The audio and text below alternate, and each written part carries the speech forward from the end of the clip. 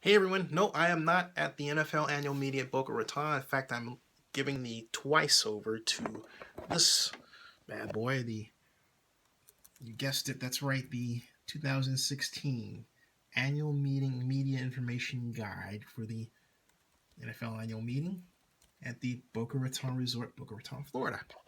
Yeah. So, the now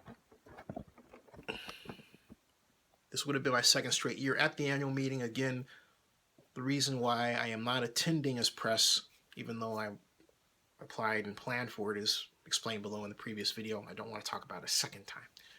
Family reasons, all good now, but I digress.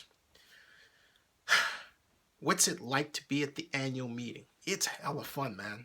From a media perspective, it is an opportunity to meet media people representing the 32 teams in the National Football League, an opportunity to meet the staffers, the head executives, and the coaches of all 32 teams, as well as from the league office, all in one setting.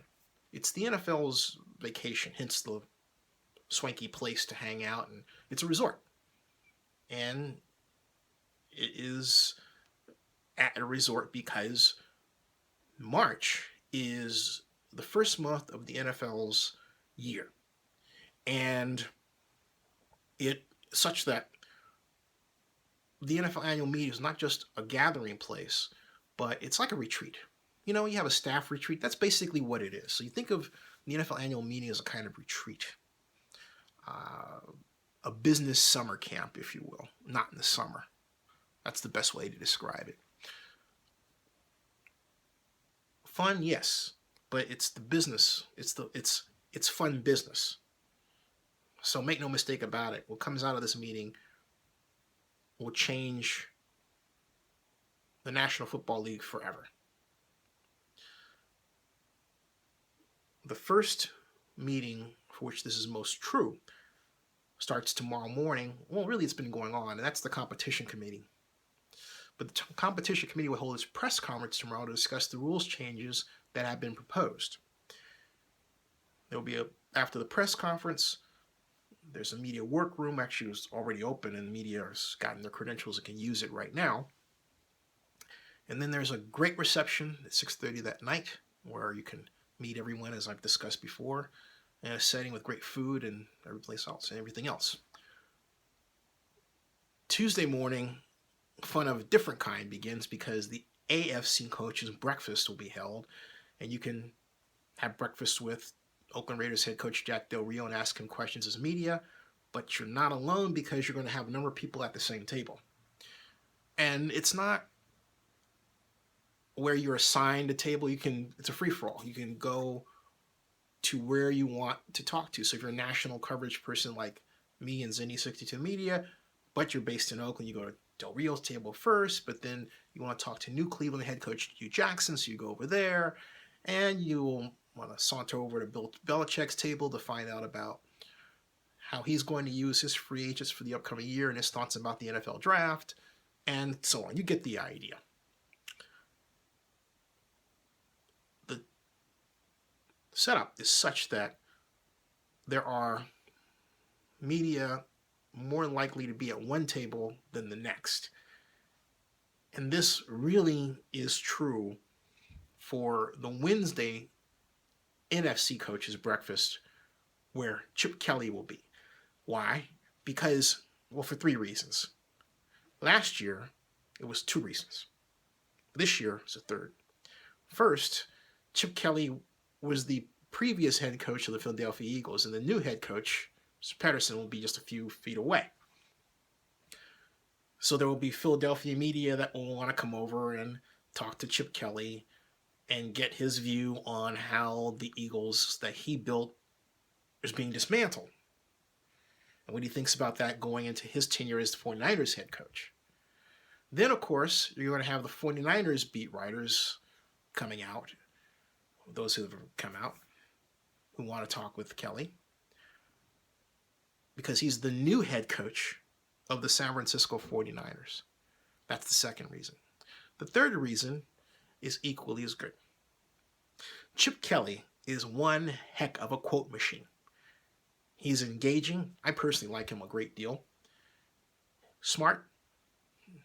And hey, he's got a turn of a phrase that if you're not careful, you might miss it. You have to listen. Because of those reasons, media will camp out at the Chip Kelly table and not move. Trust me. By the time Kelly arrives, be 4 deep. 4 deep. It was like that last year. I guarantee it's going to be that way this year. You just watch. Just watch. Just watch. The other person that draws a great deal of attention, of course, is Bill Belichick of the New England Patriots, because he is notoriously quiet. This is the time that you get him relaxed, and hey, you'll get more than the usual out of him. You'll get something. You'll get something. And Hugh Jackson will have a very popular table because he just released Johnny Manziel. Paul DePodesta is the head of strategy, the strategic operations director, or title of that effect. And I'm not joking at his title, and I'll explain why in a second, of the Cleveland Browns. And the reason why I'm not joking, folks, is because Paul DePodesta was connected with the University of San Francisco when I created the Oakland Baseball SimWorld. Dan Rasher, the head of academic programs for the University of San Francisco, was my business partner and still is my friend, and we created the company Sports Business Simulations, which still exists, based around my Oakland Baseball SimWorld game. The only System Dynamics online simulation of a baseball organization ever developed, and Paul was aware of it. Paul DePodesta knows what he's doing. But I digress. And it's going to get a lot better for Browns fans. But I digress. So, for that reason, Hugh Jackson's table will be filled up. The Wednesday press conference, after that's over, the commissioner will hold his press conference around noon, probably a little bit after, and it's done. That's it. But people, as I've said before, treat it as a vacation, so there are some who will stay for most of the week. They'll stay through Thursday or Friday, and then they'll go and get ready for the rest of the National Football League season.